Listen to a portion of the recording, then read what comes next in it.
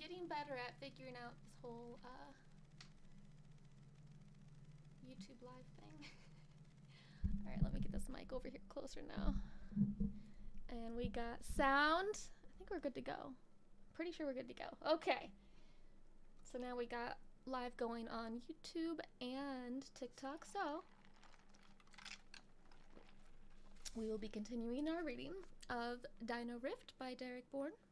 This is the first book of his series of the Sarahcore, series. I'm pretty sure I'm pronouncing that right. I'll never know for sure. I just do my best here, you know. Okay, so we left off. We're at chapter 19 now. And let me see, where did we leave off? I think we left off to where it wasn't like a super stressful time for once. It wasn't like on the edge of your seat moment. It was like things were kind of chill. I mean, as chill as they can be for being stuck in the middle of, it's not really the Jurassic period, it's just, you know, the land of the dinosaurs, really. Because I think that's part of it, is that we're learning that it's not exactly what we always thought it was back in the dinosaur times. Okay, so where we left off, oh yes, they were afraid that EA was lost, but she was just using the facilities in the Jurassic timeline. And the facilities back then were trees and bushes, so that's where we left off. And let's see, we left off with the other side, the modern time storyline. Oh my gosh, yes, that was right. Bartolone. Ugh, horrible. Disgusting excuse of a man is for sure. Sebastian actually started to grow a heart, I guess, or conscience, and was standing up to the evil side of the Saurochore, where they're essentially getting dinosaurs through the Dino Rift and selling them for not only just pure profit, but also for food. So, yay. Traumatizing.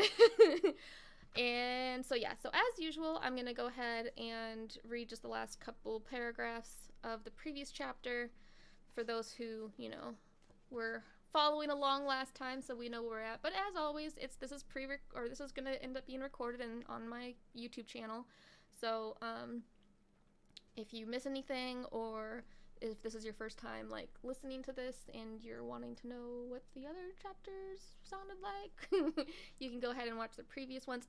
Or if you would rather read it yourself, there's a link to purchase the book on Amazon. This is the first book, Dino Rift by Derek Borne. I do have his first and second book of this series in my Amazon storefront, so if you just click the link, it's right there and you can buy it. So, we'll go ahead and get started. This is the end of the last page of chapter 18.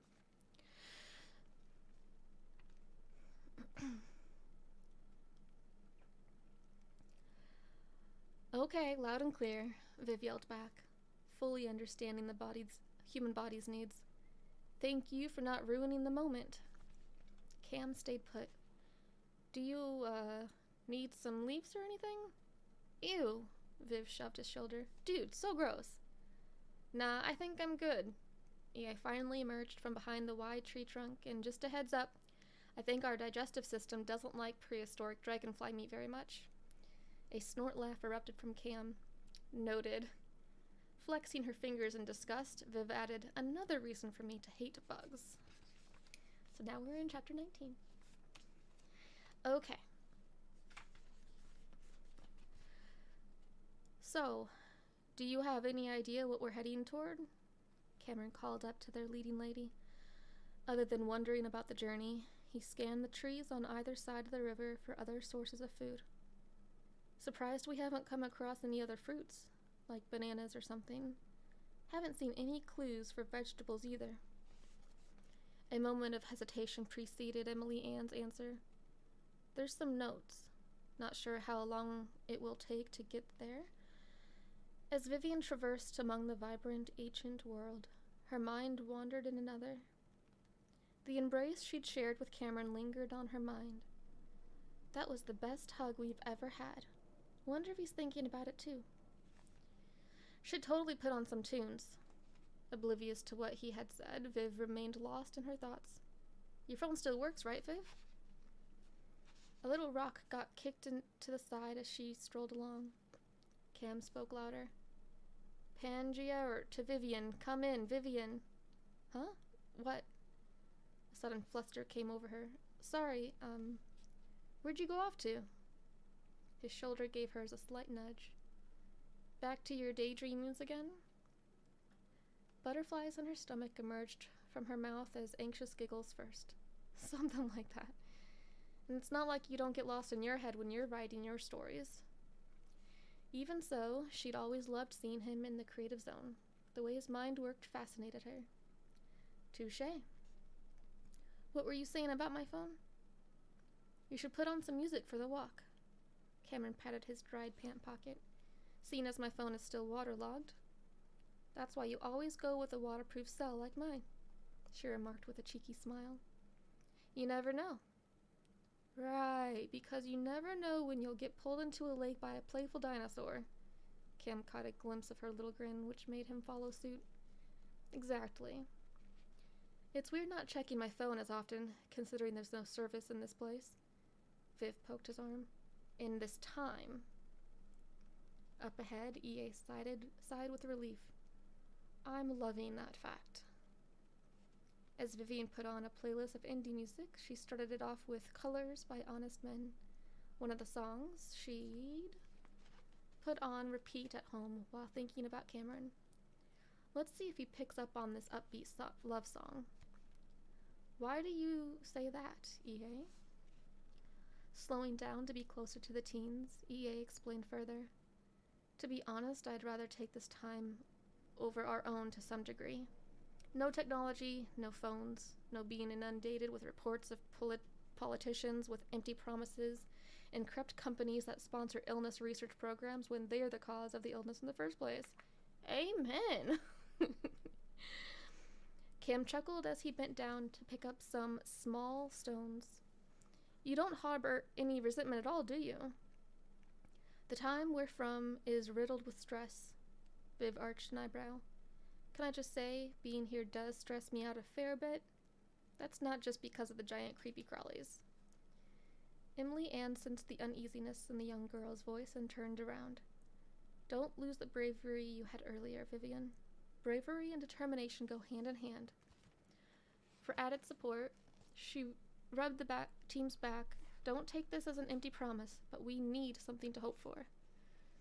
I'll do anything I can to get you back to your families. The further we get, Cam skipped a stone into the river. From the rift we came through.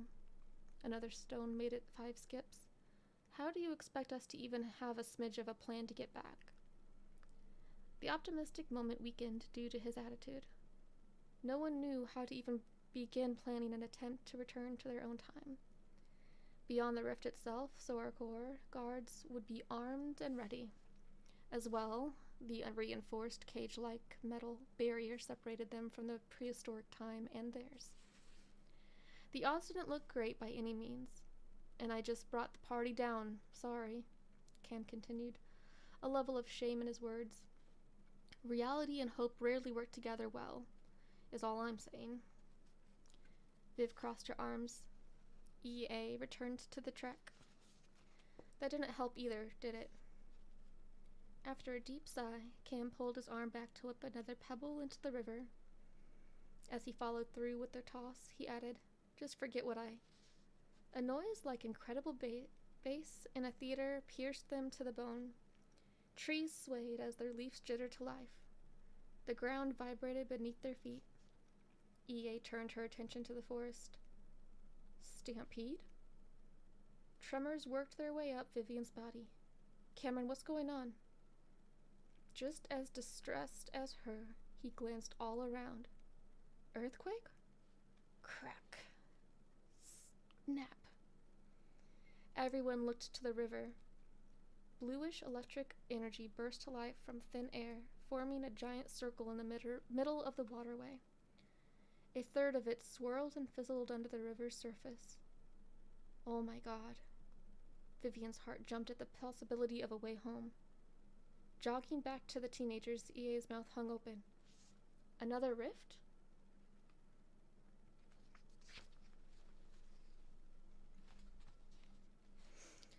From their vantage point, only the dinosaur world could be seen through the rift window. Come on! Cam pulled his friend by the arm. Maybe we could see where the other side leads. As much as the time-space quake of sorts had shaken them, their legs became flooded with adrenaline as they backtracked. Should we swim for it? As the words came out of Viv's mouth, her urge to do so brought her closer to the riverbank's edge. A few minutes earlier, present day. I gotta head inside. The stupid machine won't take my credit card. Evan Eckert left the white SUV and headed for the gas station building. Only one thought plagued his mind as he scratched an anxious itch under his ash-brown hair. Cameron hadn't returned home the previous night. They had assumed he'd slept over at the Lancasters. Failed text messages and phone calls later, Evan had called Andrew Lancaster to find out Vivian hadn't shown up either. Something uncharacteristic of the both of them. By now, the police force and respective parents searched every nook and cranny of the town. Phone calls had been made to the Kloss family concerning the pool party, only to be told their kids had never arrived. Halfway to the building, Evan pulled his buzzing smartphone out of the windbreaker jacket in her pocket. From the moment Evan had gone into search mode, every notification from his phone caused his anticipation to skyrocket. Anything yet, Andy? It's Denise. Andrew's driving. Everything considered, her voice managed to stay strong. We got a call from Detective Fisher. Cam's truck has been found. Evan almost dropped his cell phone as the news sunk in. Text me the location. Gotta pay for my gas first. He ended the call as he rushed through the door. The lady at the till smiled. Hey, Evan, we heard about Cam and Viv. Pump number 6, Heather. He spit out as he almost threw his credit card at her. Sorry, I'm in a rush. He fidgeted with his hands. They found Cam's truck. Oh my, I hope those kids are okay. Me too. Heather pulled up his pump information. 4437. Credit, please? Can I tap? She slid the terminal toward him. Evan's car touched the screen. Beep. Crack. Snap. The inside of the building lit up. Lightning force coursed in a half circle. The bottom tore up some of the tile floor as cool water spilled into the snack stands and gushed toward the till area. Outside, those who'd been filling up their vehicles gazed in bewilderment over the arc of electricity ripping a hole in the gas station's roof. Back on the dinosaur side of the rift, the anxious gang stood on the riverbank and gazed through it. Vivian's eyes grew big. That's our local gas station. As water gushed through the opening, Cameron ducked to spy under the ceiling. A familiar face got overtaken by the diverted river. Dad? I think my dad's in there. Inside the station, the force of the liquid began pushing past the front doors and into the lot. Some who'd made their way over to the building backed away from the out-of-place stream in confusion. Pinned against the customer side of the till, Evan struggled to fight back against the current. What the heck? Eager to act, Viv grabbed Cam's arm. Let's jump. Hold on. Let's assess the options. Emily Ann headed back into the forest to search tree limbs. If they were going to attempt something, she wanted to be ready for anything. The river's running fast. Help me look for some vines to tie around our... Splash. Something hit Cameron's shoe as he stopped watching EA and turned. Hey, Viv... Gone. Her cell phone sat beside his foot. Fear zapped him to his core. Vivian! Soaked blonde hair broke through the water's surface as Viv swam for the space-time anomaly. Water entered her mouth, but she coughed it out while speeding up her breaststrokes and kicks. I need to get back, she repeated to herself. We need to get back. Still standing on the bank, Cam nearly screamed, Viv, what are you doing? 10 feet out from the rift, Viv swirled her gaze back to her friends. Come on, Cam, we can all make it. EA froze. The rift showed them a way home. On the other hand, she hadn't even found her father yet, if he was even still alive. She's gonna make it. Cam couldn't take his eyes off her. 6 feet soon remained between Viv and her goal. For a second in present day, Evan Eckhart's head popped above and recognized the face on the past's side before slipping under again. Vivian? A level of excitement entered EA's eyes. Come on, Viv. 3 feet. Fingers outstretched. Viv gasped for air. Zap, zip, pop. Before the tips of her nails could even pass through, the rift disappeared into nothing. Particles of water heated up by the time-space gateway misted into the air. No! She flailed her arms. No, it can't. But on course, the rushing river shot her forward like a cannonball. Oh, crap! Cam pushed past EA. Help me save her! Among the swirling water, Viv fought hard to try and make it back to the bank. She'd already expended much of her strength trying to exit the prehistoric pain of a time. Up ahead, Cam spied some vines draping down from a tree. He snagged one of the hanging, rope-resembling plants and dove into the river. Cuh! Viv accidentally swallowed some water. Something nudged against her legs. A log? She stiffened. Please be a log. Determined to reach her, Cam made every swim stroke count. Pulled under for a moment, Viv caught sight of a scaly tail slip past her face. Oh God. This is how I die. Helpless, she continued down the river's current. I haven't even kissed him yet. Viv! Cam reached for her. Grab my hand. Her fingers clasped around his wrist. Cameron, I got you. He assured with confidence. Just hang on. Moisture between their skin added to the dilemma. Viv's hand slipped an inch, causing her to yelp in dismay. There's something in the water. It touched me. I'm gonna get you out of here. As the words came out of his mouth, a surge of courage made him grip her hand in the vine tighter. A force yanked on the cuff of her left pant leg. After screaming, Viv did all she could to lock eyes with her best friend. Cam, something's got my leg. Something's got my leg. With a strong heave, he managed to throw his hand a few inches up the vine. Keep your eyes on me, Viv. We're gonna make it. Another yank made him slip back to where he was before. Snap. Emily Ann shot a hand out as the last few feet of the broken vine whipped past her face. Oh, no, you don't. Digging her heels into the ground, she engaged every muscle in her body. Her rib injury from earlier made her howl in agony. When the slackened vine became taut once more, the shudder didn't help Cam's grip. Less than a foot of vine sloshed in the water past his hand. Another yank. The creature below had not given up. Only a few inches remained. On the riverbank, EA wrestled with the vine to pull them in. Though she'd injured her hands earlier, she fought to keep her pain at bay. Cameron, I can't... Viv coughed out another mouthful of river water as her fingers lost their strength. I can't hold... You can do it, Viv, he called back with a fire of determination in his eyes. I'll never let you go. Ah, Titanic moment right there. Their fingertips interlocked into each other's. Neither of them wanted to believe that they would lose each other. They'd only just begun getting acquainted with their true feelings toward the other. She couldn't hold her grip any longer. With 2 fingers left, Cam yelled, No!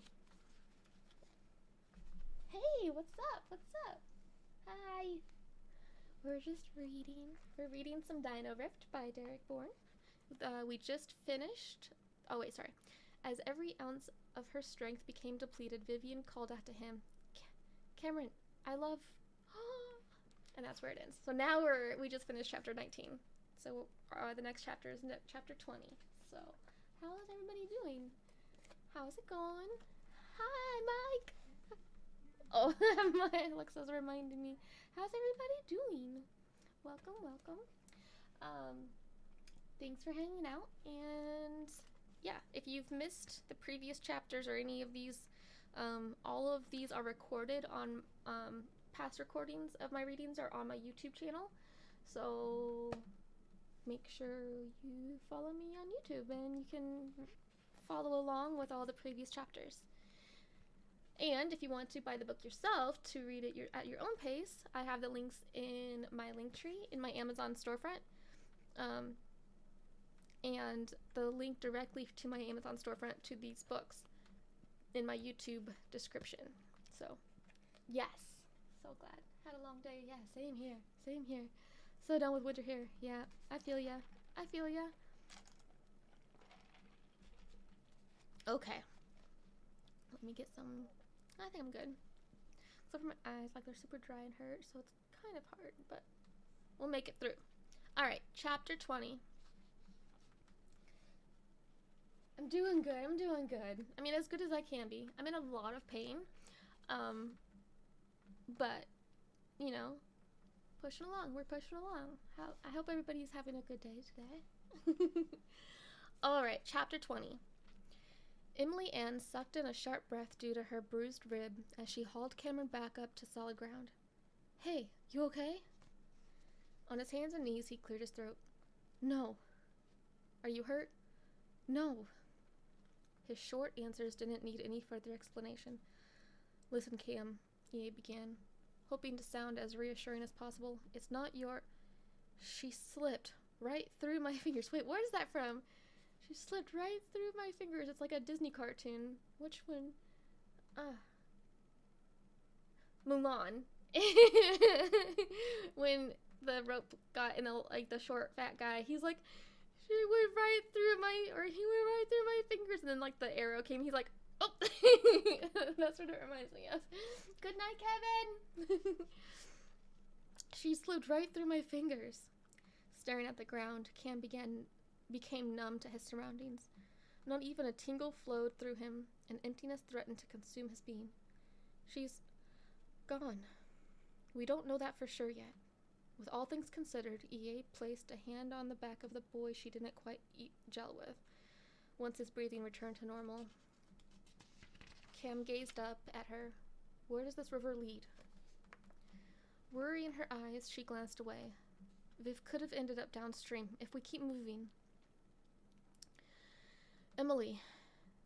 An ache found a home in his voice. Don't think I haven't noticed you skirting the question. Back to standing, he stared at her. No injury had come to him. At the same time, no Vivian by his side resembled having lost a limb, an analogy he'd never related to before. EA's harboring of information had been likened to an insult to injury. From what I understand, rushing water usually means something bad. Am I wrong in this case? With closed eyes, EA flared her nostrils. It leads to a waterfall. Frig's sakes. A wave of nausea made him want to scratch at his insides. Picturing a helpless and frightened Viv going over the edge assaulted him. So you're saying I may have just let her fall to her death? She might have washed up farther down before even reaching that point, EA hypothesized, trying to veer things to a hopeful point of view. We'll keep our eyes open as we keep going. Like a statue, he stood there. The moment she slipped away from him replayed slow and excruciating in his mind. The terror in her eyes. Her face filled with dread. More than anything, the last two words echoed in his head. I love. Cameron. Fingers snapped in front of his face. You have to get with me here, Cam. Ready to continue on, EA brought her eyes to his level. She gave his right shoulder a firm squeeze. She's your best friend and means something to you, I get that. Unable to verbalize, he simply nodded his head. Every second spent sitting here is time wasted trying to find her. After releasing his soaked shoulder, she left her hand out in front of him, open and ready to be taken. Are you with me? 2 deep breaths later, Cam looked up at her. Let's go save my girl from this dinosaur world. When his hand clasped into hers, the camaraderie invigorated him. Knew you had it in you. You're a good motivational speaker. EA shook out her aching hands as they strolled at a faster pace. This place is going to be the death of my hands. Cam smirked as a detail came back to his mind, making him backtrack. Or, death in general. You could use some work on the motivational stuff. Sliding her arms back through the straps of her bag, EA gave him an odd stare. Where are you going? About 30 feet away, Cameron bent down to pick up something. Viv left her cell behind. When we find her, I'm sure she'll want it back. EA grinned at the sign of positivity. That's more like it. That was a short chapter. Are we after this book? Yeah, right. It's Emily Ann, so it's EA for short. Ah, man. Okay. Well, we're already into chapter 21. Oh, this is another short chapter, actually. Was that? Yeah, that was pretty short. This is a super short chapter. Okay. Let's get on with it. Chapter 21. Dress shoes are the worst for this. Already past the grassland, Sebastian Sharp entered the cover of forest. And let's recap real quick.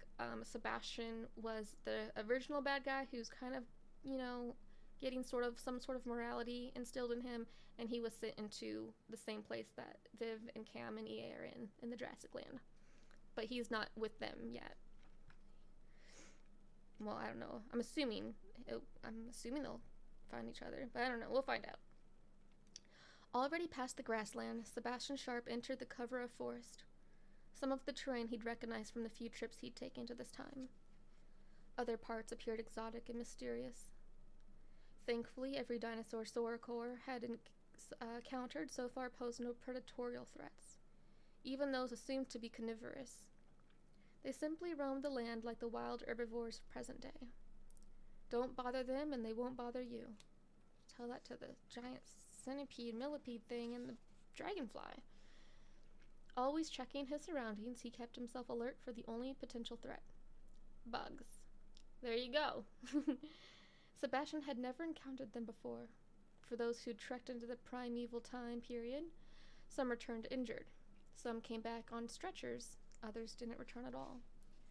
Once he'd made an awkward hurdle over a fallen tree, he took a moment to catch his breath. Dirtying up his favorite suit did not worry him. Neither did the fact that he was now out of his business element. Two things waged war in his head for primary concern. The first left him bruised and battered on the inside. How could they do this to me? Once he'd stretched his legs out in front of him, he pulled them in close to his chest, wrapping his arms around the knees. 7 years. 7 whole years of loyalty, and they shipped me out without a second thought. More than that, another thought stabbed him in the heart. I might never get to see Aiden or Olivia again. Sebastian's forehead rested on his knees.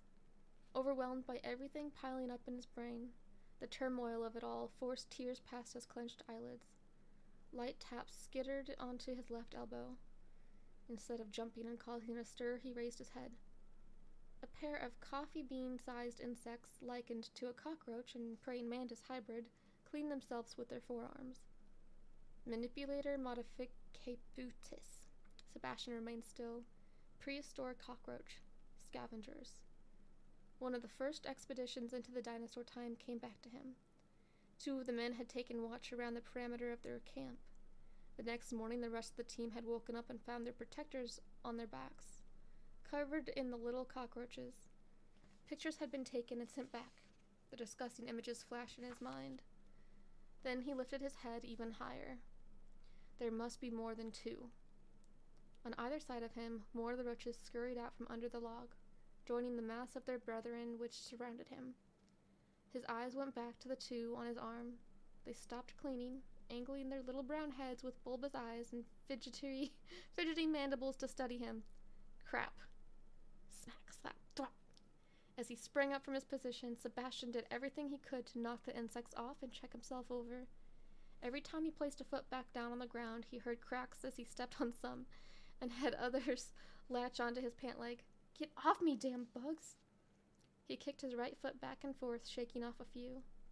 Quick stomps of his dress shoes on the ground knocked some out of the inner pant legs. A frustrated roar emptied his lungs as he balled his hands into fists. The cockroaches scattered. That's right, get lost, little freaks. When the last roach returned to the nest under the log, Sebastian straightened his suit. On turning around, he discovered the true reason why the insects had taken cover. Bigger bugs. Pincers snapped as tails arched with stingers. Scorpions. 3 jet-black scorpions the size of small dogs sat a few feet out, twitching their hairy walking legs, ready to attack.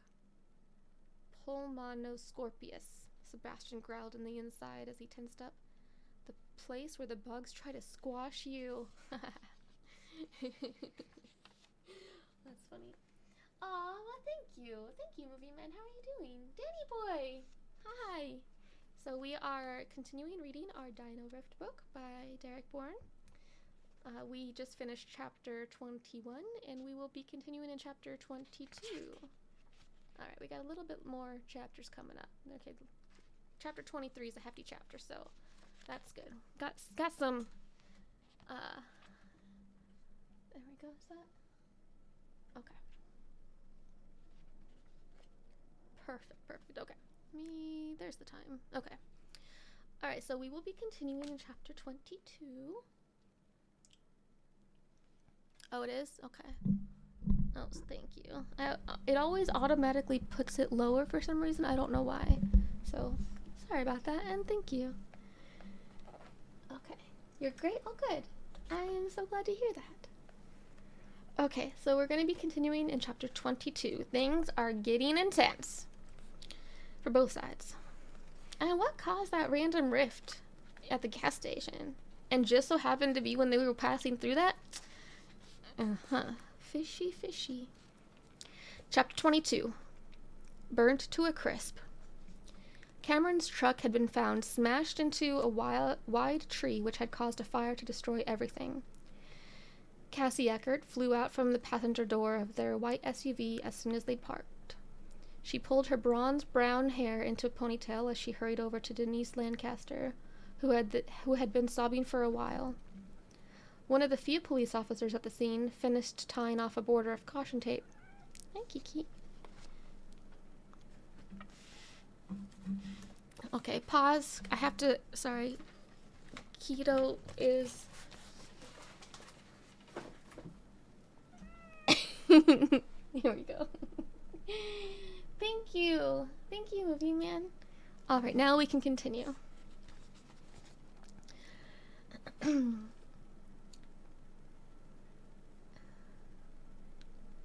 Andrew Lancaster hugged Evan as everyone congregated on the safe side of the gruesome scene. Dampness from his friend's shirt soaked into his own. Did you take a dip in your pool before you came here? Keto. Okay, you can go up there. Yeah, it's fine. Stay down here, go up there. Keto has to get comfortable. He does. He always does. There we go. Now we're comfy. Okay? Chill out. Chill out right there. Okay? Alright. Did you take a dip in your pool before you came here? Evan shook his head as he glanced around. Story for later. Probably won't believe me either. Added on to this, then, Andrew stated with a mix of defeat and grief. Since he'd arrived, a twitch had taken over a corner of his mouth. It doesn't look good, Ev. After coming out of the hug, Evan couldn't tear his eyes away from the scorched vehicle. Even after what he'd already seen, many questions bombarded his mind as he subconsciously scratched the side of his face. Are they saying it was an accident?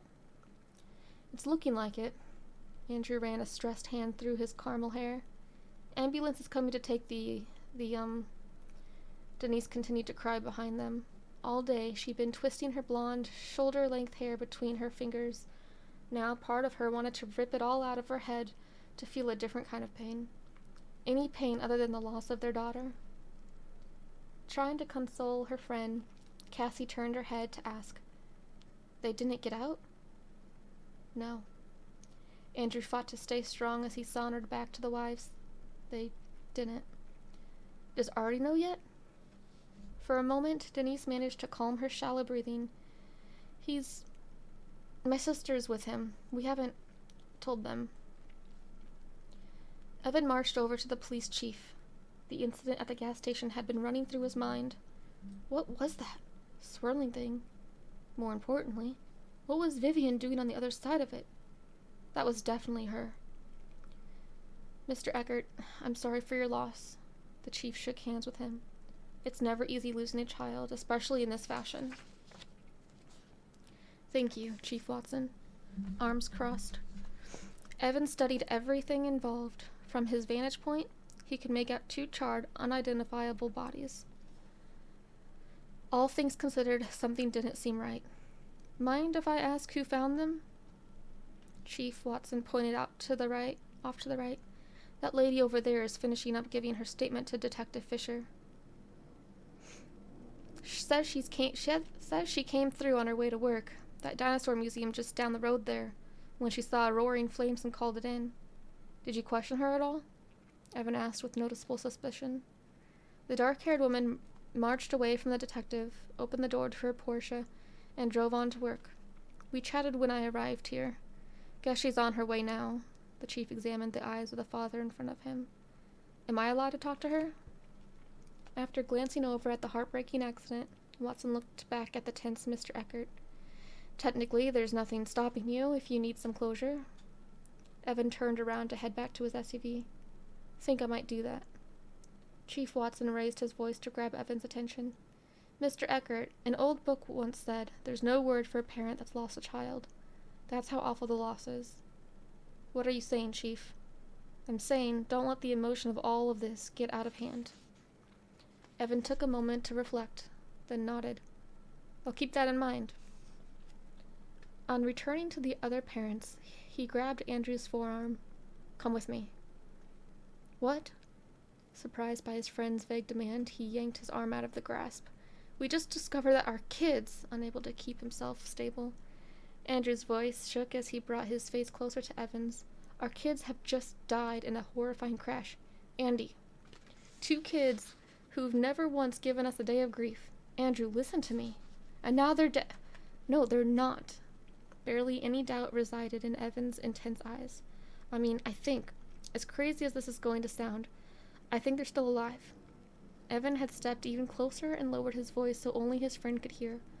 After what I saw earlier, Vivian could still be alive. Words failed to form in Andrew's mouth. He glanced back and forth between Evan and the truck.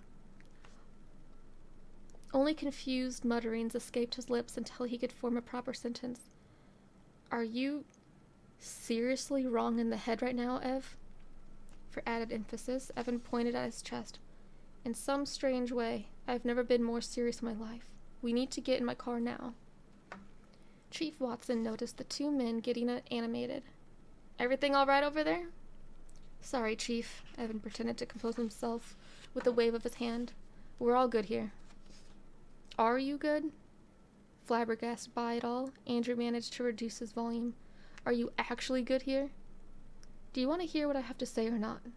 Rigid in his stance, Evan didn't even flinch in his firm facial expressions. That over there, he pointed at the destroyed truck with bodies inside of it, doesn't make sense at all. With what I saw at the gas station before I got here, and I know that I saw Vivian, I don't understand it either. Mr. Lancaster yearned for the chance to hold his daughter alive and well. Nothing made sense, especially Evan's mention of his ominous incident. And why is he all wet? What the heck happened at the gas station? Get everyone in the car. Evan revealed a small grin. I'll tell you on the way. To where? Soracor.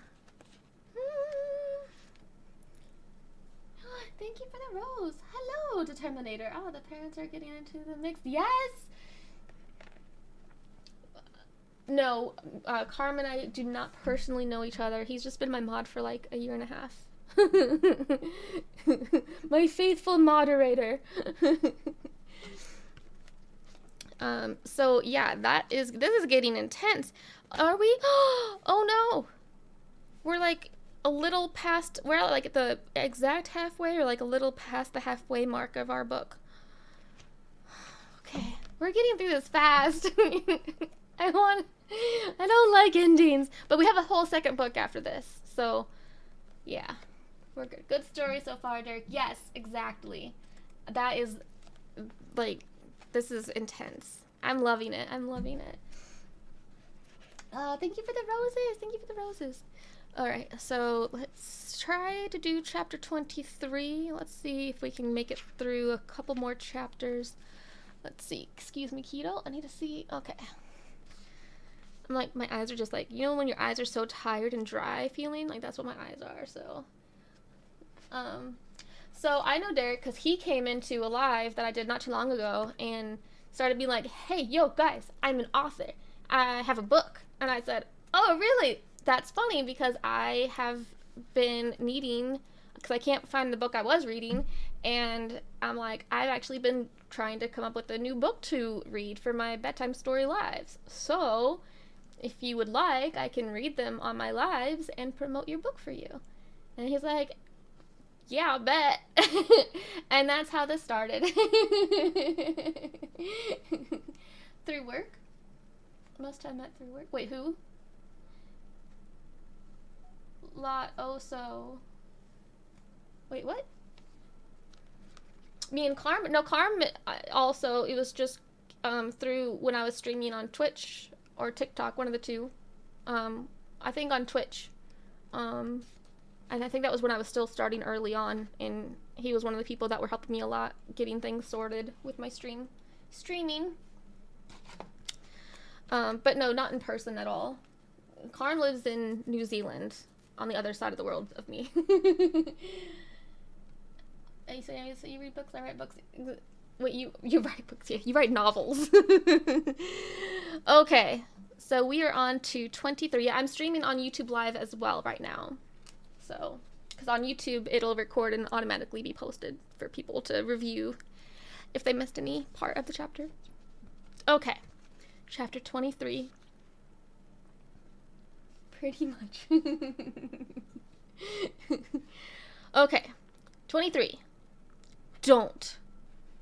Something nudged her right hip 3 times. Stop, Artie. Footsteps around Vivian preceded more prods against her left hip. Eyes closed, she realized a pocket of liquid sat inside her cheek which rested on the ground. What kind of prank is he pulling on me now? After spitting it out, she rolled her head so the back of it rested on the mud.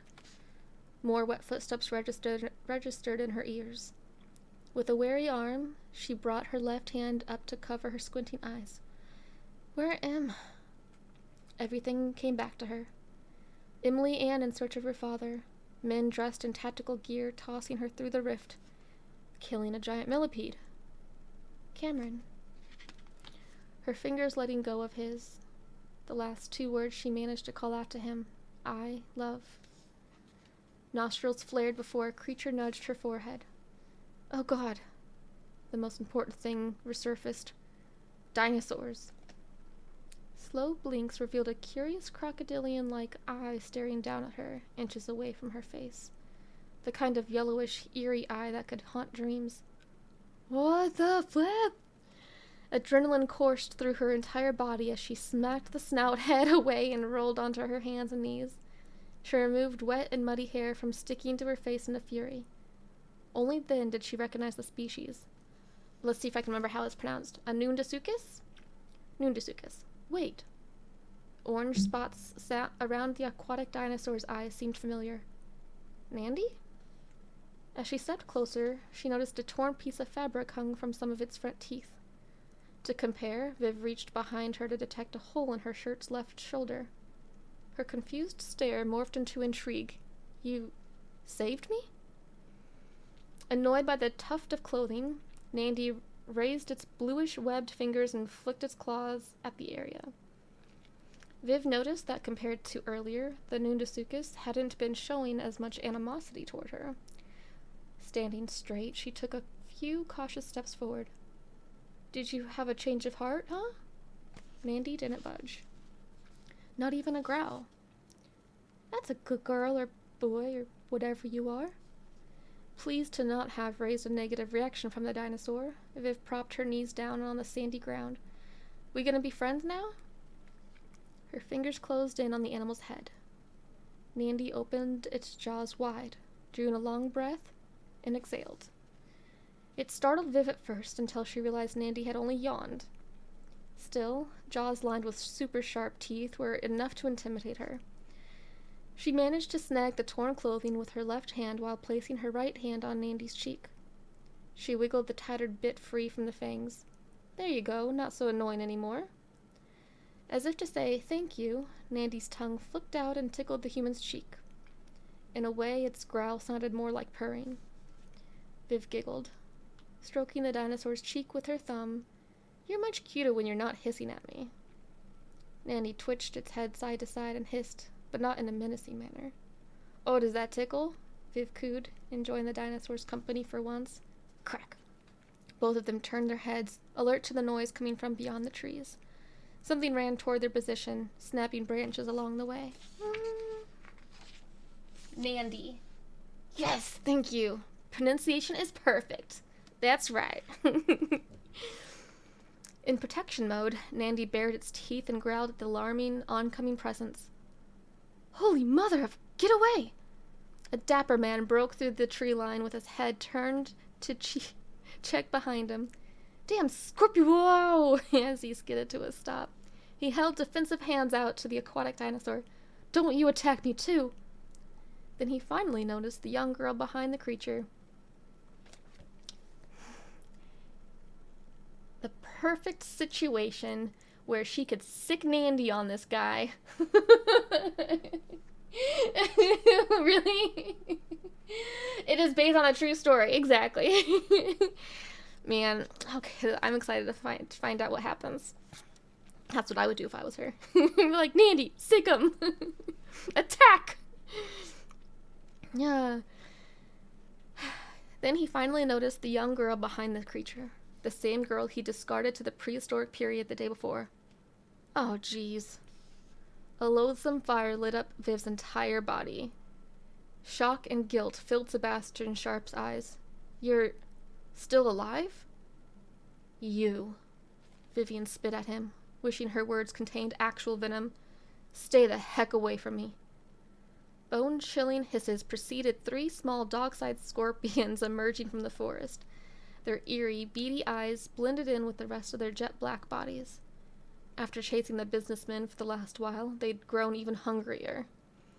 Giant scorpions, too? Viv backed up in fright. Gonna have nightmares for the rest of my life. More animated than ever before, Nandy zipped over to the big bugs, snapping its fangs and swiping its front claws at them. A quick lunge attack enabled Nandy to snatch a pincer of one of them. The scorpion stinger jolted forward. Nandy's web foot caught a segment of the tail. Wait, okay, I'm getting nervous now. Okay. Nandy's web foot caught a segment of the tail, pinning it to the ground as it... Oh, okay, whew, the other way around, okay. I thought Nandy was getting it. Okay, okay.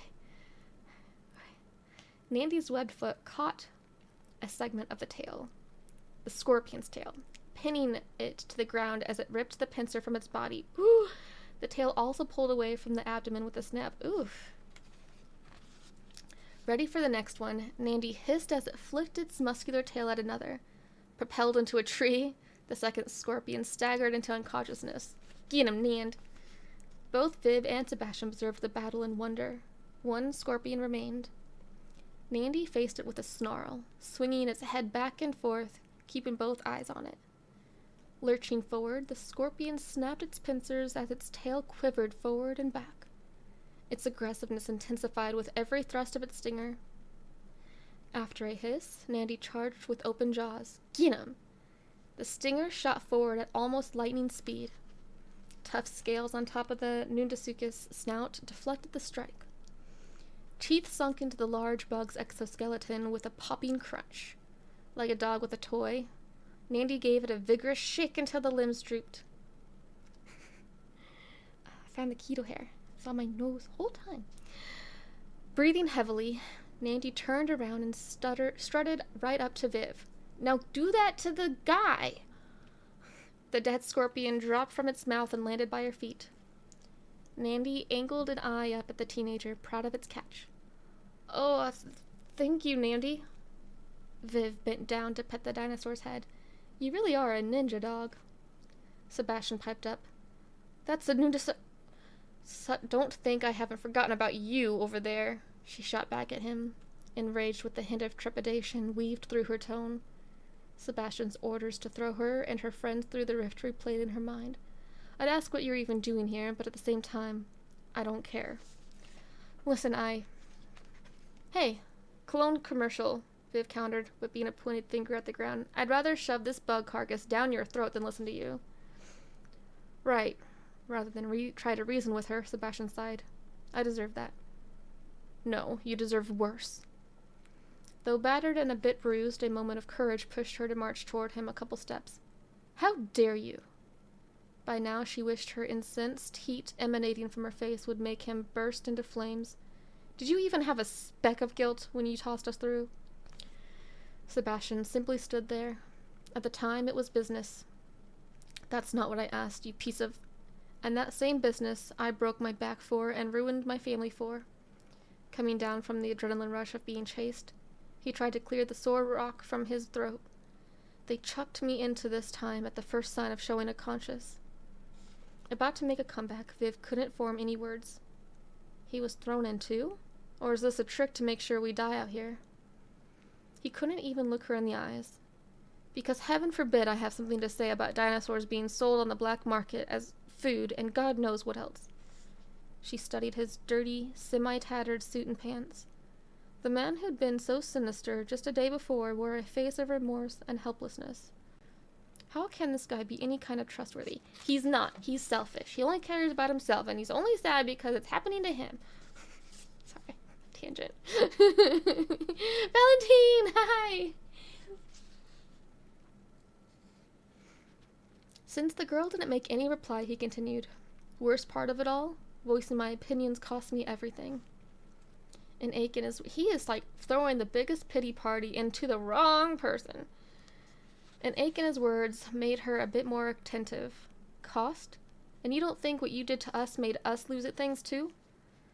I'm not trying to negate. Well, you know what? You are. God. Intentions aren't... Okay.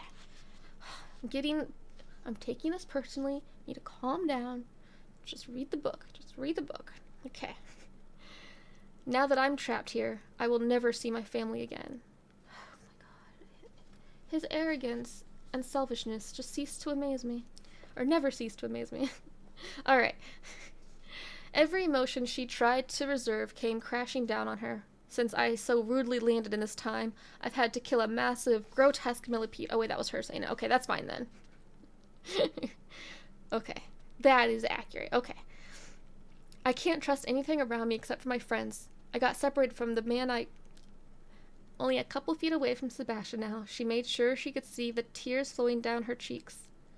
The man I love probably thinks I'm dead by now. Though spoken in a sentence she never thought she'd have to form. She lingered on the one word in her mind. Love. I just said that out loud, uninterrupted for the first time. Sebastian nodded, sheepish. And I may never see my kids again. I don't care about your kids, sir. That is... Okay. If somebody is venting to you, especially if you did something to them and they're in a situation because of you, and they're venting about what they're experiencing because of you, do not come back with, yeah, me too. This guy. You know what? I was starting to like, okay, maybe there's a speck of hope. No. No, he's a lost cause. He's a lost cause. I've never seen you this flustered before. Hang out a while. It happens a lot. Okay. Okay, let's get back to it.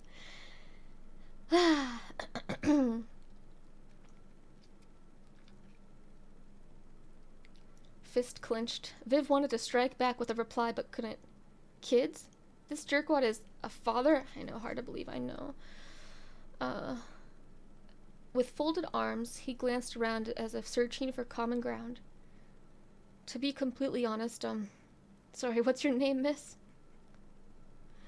She gauged his apologetic body language. Yeah. Do I even give him the courtesy? No, you don't. At the same time, having another human being around helped keep loneliness at bay. Dude, Viv, you've been alone for like 5 minutes. You'll survive. Thank you. He twitched again. Sorry. I'm like... Oh no, try to refresh your page. Refresh, like, if you're on the app, refresh it, or turn it off and on again. Yeah. A C B. What? All right. Sorry, I'm distracting myself and everybody here. Okay.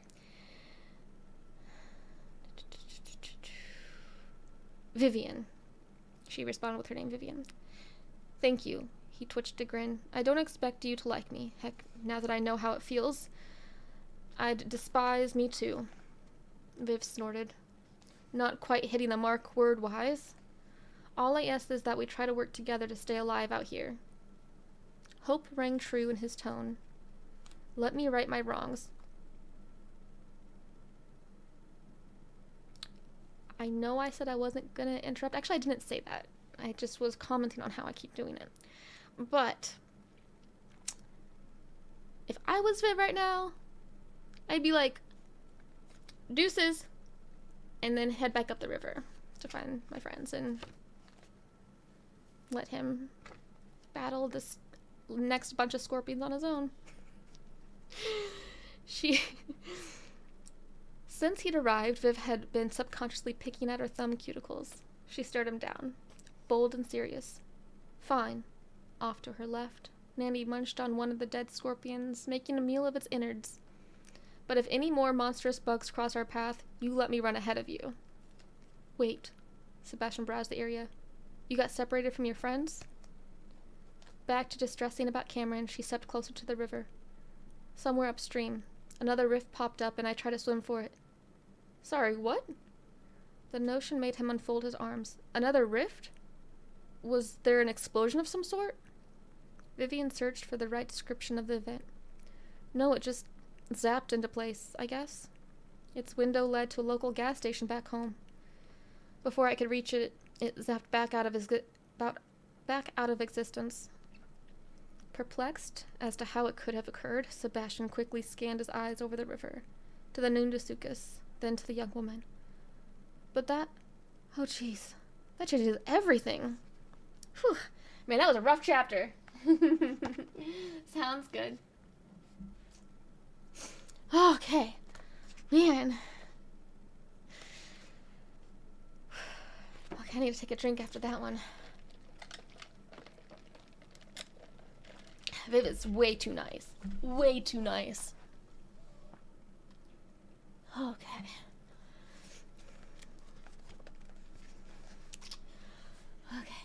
Guess I did a good job of making you. Yeah, you did. I was almost back on track, but then it's just okay. He's just one of those people that they just feel sorry for themselves, and when they try to they seem like they're being a decent human being. It's really just out of selfish means. All right, now, okay, chapter 24. I think we're about the hour mark. I'm not petting you, I'm trying to look at the time. Okay, one more chapter and that'll be our hour mark. Alright, chapter 24. Have a good night. Have a good night. Chapter 24. Houston, Texas, present day. Right this way, please. I don't know if I want to read this chapter. Derek, am I gonna get traumatized again? Is this a traumatizing chapter?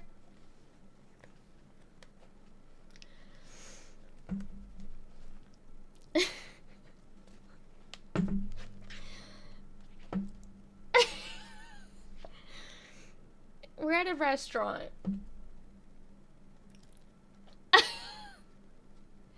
No, this isn't trauma. Okay, it's just, I've read whether it's a bistro, and my mind just went to the worst, so okay. I'll trust you. This is me trusting you. So, I don't care if Sebastian dies. That's not traumatizing at all. Chapter 24. Houston, Texas, present day. Right this way, please. The restaurant, Mason Pucha Bistro, brimmed with bustle. A hostess guided a mid-20s couple to their table for dinner. Once she seated them, she handed out drink menus and left to give them time to choose. The unnaturally silver-haired woman skimmed the menu, then laid it down in front of her. This is quite the high-end restaurant for a first date. Ugh. Michelin stars and everything. You did say you were a fan of French cuisine, taking in the beauty in a blue and gold dress across from him. I already knew. I already, psychoanalyzed the whole character of this guy, and I didn't even have to read a paragraph farther, and I noticed that I was correct in my assumptions. So I thought, why not bring the fan to the best French food in Houston? She narrowed her light blue eyes at him. Question is, are you fond of it, Noah? Guess I'll find out after tonight, Abby. Stego Steaks, no! No! That's what I'm talking about. I don't want to read about the Stego Steaks. Okay, I swear, if they start eating...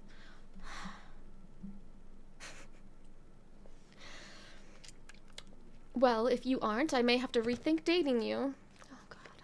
Okay, maybe they're meant for each other. Never mind. For a moment, she picked up the drink menu again. So decide wisely. Noah smirked. Asking you out on a date felt like the best decision I've ever made. Ooh, Abby chuckled. Didn't take you long to put that smooth line together. He laughed along with her as he leaned in. I have my moments. Crack, saps, crackle, snap. Both of them tumbled backward as their table blew up into bits. Huh, that's kind of nice. I was joking with... Okay. You had me worried there.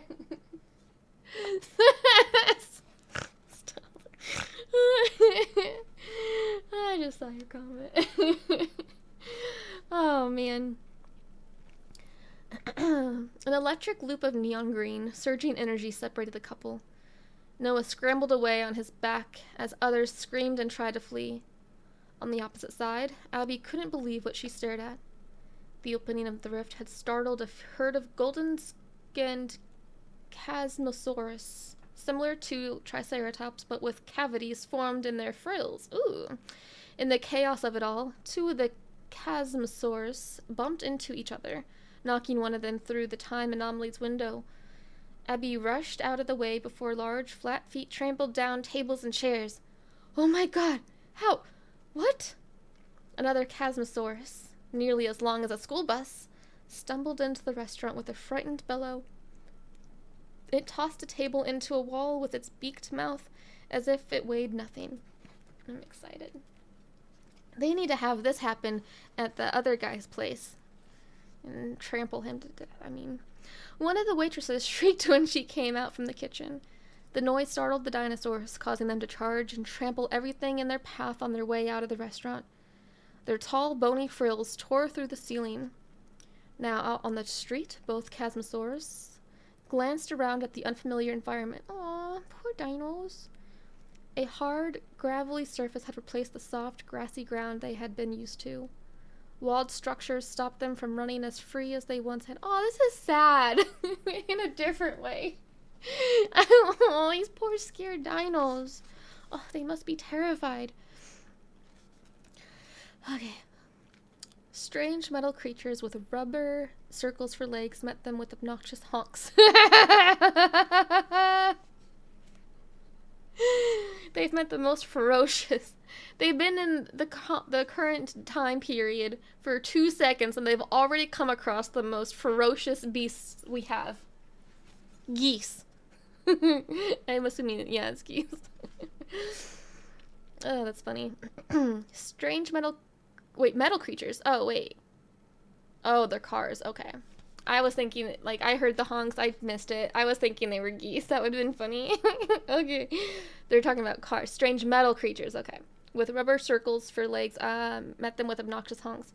Oh, now I'm sad again. Aren't these the ones Jess said she likes the most?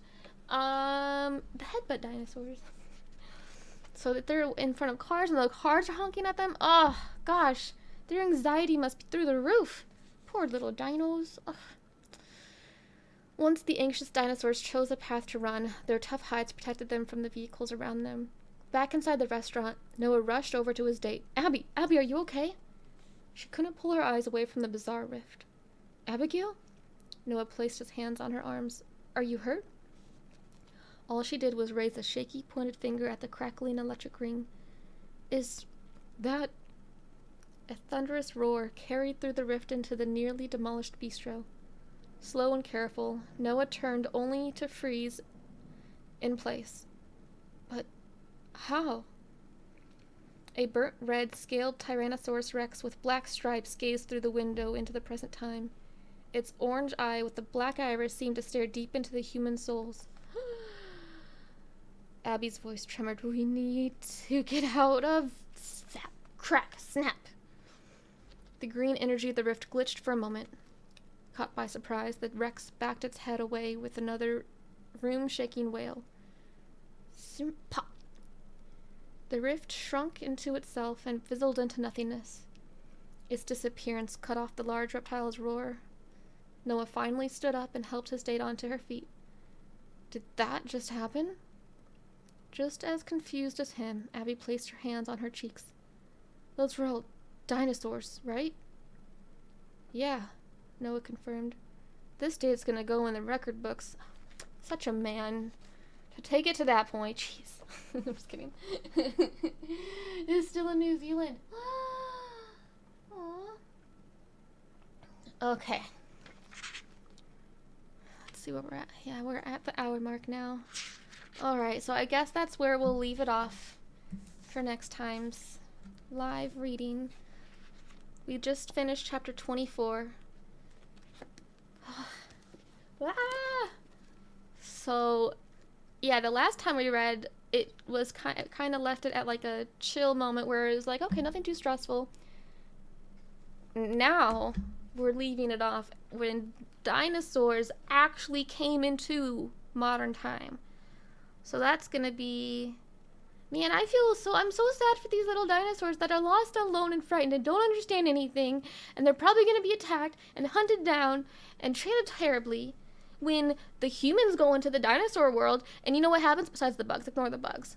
All the dinosaurs are treating them nicely and saving them. You think that humans are gonna do that to the dinosaurs? No. God. People are stupid and they suck.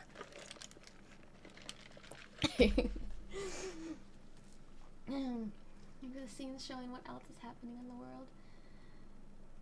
On a scale from 1 to 10, how good are your farts and burps?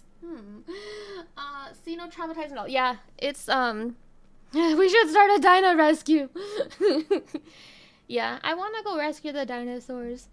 Especially when I was in the zoo today. The zoo always, like, I enjoy animals tremendously. And I enjoy seeing animals.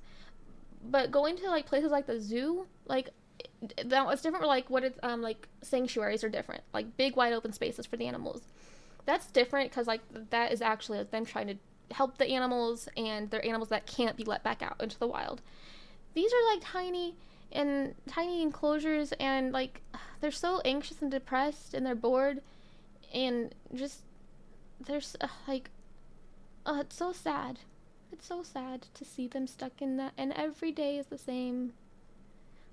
It's so sad.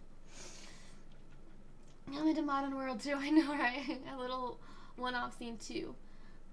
Let's see, showing what else happens in the world. I love it. I love that. The fact that's like little one-offs. I think that's really it keeps it intriguing, and it, you know, it makes the story bigger too. And like, I don't know how else to explain that, but I really am a fan of it. I'll rescue a dinosaur with you. Thanks. Oh man. Those are cool though. Alright, well, so thanks for hanging out with me. That was a lot of fun, and you know, hopefully I'll continue to feel better. Tomorrow's gonna be a big day for me, but yeah, let me go ahead and end this stream on YouTube. Remember, if you would like to continue reading at your own pace instead of waiting for me who knows when to read the next chapters, there's a link in the description that you can buy your own copies through my Amazon storefront in the link of the description of the YouTube channel right now, of the live. And also, if you're in my TikTok, in my link tree, there is a link directly to my Amazon storefront where you can look into the suggested reading section, and that's where you can find them. Definitely not reading ahead of you. Alright, so I'm going to go ahead and end this stream on YouTube. Thank you guys, as always. And make sure if you're not already following me, which you should be, go ahead and make sure you're subscribed to my channel on YouTube so that you can help me out and enjoy these as well. Alright, go ahead and end that. Kido